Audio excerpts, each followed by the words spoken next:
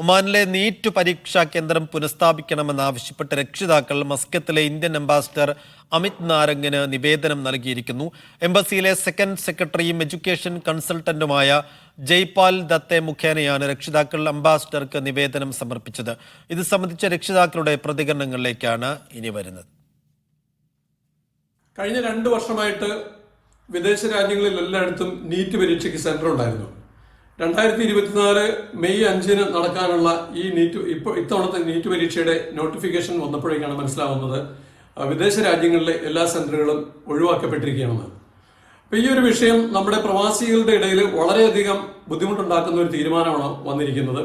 ആയതുകൊണ്ട് അത് പരിഹരിക്കണം, അല്ലെങ്കിൽ ആ സെന്ററുകൾ പുനഃസ്ഥാപിക്കണം എന്ന് ആവശ്യപ്പെട്ടുകൊണ്ട് മാതാപിതാക്കളുടെ ഒരു സംഘം ഇന്ന് ഒരു നിവേദനം നമ്മുടെ എംബസിയിൽ കൊടുക്കുകയുണ്ടായി. അംബാസിഡർക്ക് നൽകുന്നതിന് വേണ്ടി പോയി. അപ്പോൾ അവിടെ നമ്മുടെ സെക്കൻഡ് സെക്രട്ടറി ശ്രീ ജയ്പാൽ ദത്തയുമായിട്ട് സംസാരിച്ചു. നിവേദനം നമ്മൾ കൊടുത്തു അംബാസിഡർക്ക് കൊടുക്കുന്നതിന് വേണ്ടിയിട്ട്.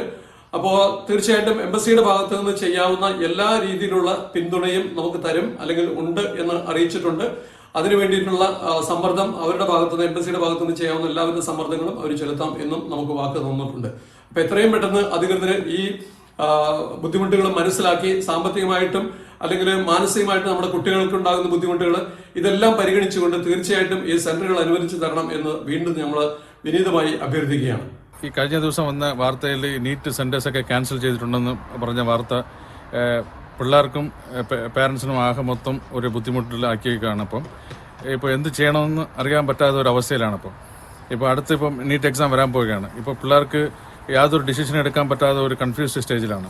അപ്പം ഇത് എന്ത് ചെയ്യണമെന്ന് ഒരു തീരുമാനമായിട്ട് ഗവൺമെൻറ് ഒരു അറ്റ് ഏർലിയസ്റ്റ് പോസിബിൾ ഒരു നല്ലൊരു തീരുമാനം തന്നാൽ എല്ലാവർക്കും ഒരു പ്രയോജനപ്പെടും. പല കുട്ടികളും ഇത് ഇപ്പോൾ ആപ്ലിക്കേഷൻ കൊടുത്തൊരു സമയത്താണ് പെട്ടെന്ന് ഇതിനെക്കുറിച്ച് അറിയാൻ സാധിച്ചത്. അതുകൊണ്ട് തന്നെ പലരും ബുദ്ധിമുട്ടിലായിരിക്കുകയാണ്. ഇതുമൂലം പല പേരൻസും അതുപോലെ തന്നെ കുട്ടികളും എല്ലാവരും ഇതുമൂലം ബുദ്ധിമുട്ടിലായിരിക്കുകയാണ്. പലർക്കും പല ഷെഡ്യൂളുകളും മാറ്റേണ്ടതായിട്ട് വരുന്നു. അത് വളരെയധികം വലിയൊരു സാമ്പത്തിക ബാധ്യതയ്ക്ക് അവർക്ക് ഇടവരുത്തുന്നു. ഇങ്ങനെയുള്ള കാര്യങ്ങളെല്ലാം നോക്കിക്കഴിയുമ്പോൾ എത്രയും പെട്ടെന്ന് ഈ ഒരു കേസ് ഗവൺമെൻറ് പരിഗണനയിൽ എടുക്കേണ്ടതും സെൻ്ററുകൾ പുനഃസ്ഥാപിക്കാനുള്ള നടപടികൾ സ്വീകരിക്കേണ്ടതുമാണ്. അതുകൊണ്ട് എത്രയും പെട്ടെന്ന് ഈ തീരുമാനം പുനഃപരിശോധിക്കണമെന്നും ഈ സെൻ്ററുകൾ പുനഃസ്ഥാപിക്കണമെന്നുമാണ് പേരൻസിൻ്റെ എല്ലാവരുടെയും ഒരു കൂട്ടായ ആവശ്യമാണ് ഞാൻ മുമ്പോട്ട് വയ്ക്കുന്നത്. 2024 നീറ്റ് ഓവർസീസ് പരീക്ഷാ സെന്റേഴ്സ് എല്ലാം നിർത്തലാക്കി എന്നുള്ളൊരു വാർത്തയാണ് നമുക്കിപ്പോൾ അറിയാൻ കഴിയുന്നത്. ഈ ഒരു തീരുമാനം പ്രവാസി വിദ്യാർത്ഥികളെ സംബന്ധിച്ച് അങ്ങേയറ്റം ബുദ്ധിമുട്ടുണ്ടാക്കുന്ന ഒരു കാര്യമാണ്.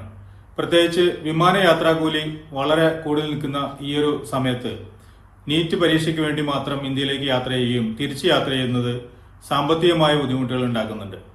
അതുകൊണ്ട് തന്നെ രക്ഷകർത്താവെന്ന നിലയിൽ മുൻകാലങ്ങളെ പോലെ ഓവർസീസ് പരീക്ഷാ സെന്റേഴ്സ് പുനഃസ്ഥാപിക്കണമെന്നാണ് അധികൃതരോട് ഈ അവസരത്തിൽ അഭ്യർത്ഥിക്കാനുള്ളത്. ഞങ്ങളുടെ ഈ ഗൾഫിലെ പ്രത്യേകമായ സാഹചര്യത്തിൽ നാട്ടിൽ പോയി നീറ്റ് പരീക്ഷ എഴുതുക എന്ന് പറയുന്നതൊക്കെ കുറച്ച് ബുദ്ധിമുട്ടുള്ള കാര്യമാണ്. സാമ്പത്തികമായും ബുദ്ധിമുട്ടുണ്ട്, അതുപോലെ കുട്ടികൾക്ക് ബുദ്ധിമുട്ട് ഉണ്ടാകുന്നുണ്ട്. അത് കാരണം ഈ സെന്റർ ഇവിടെ തിരിച്ച് എത്രയും പെട്ടെന്ന് അനുവദിച്ച് കിട്ടണമെന്ന് പ്രത്യേകമായിട്ട് ഗവൺമെന്റിനോട് അഭ്യർത്ഥിക്കുകയാണ്.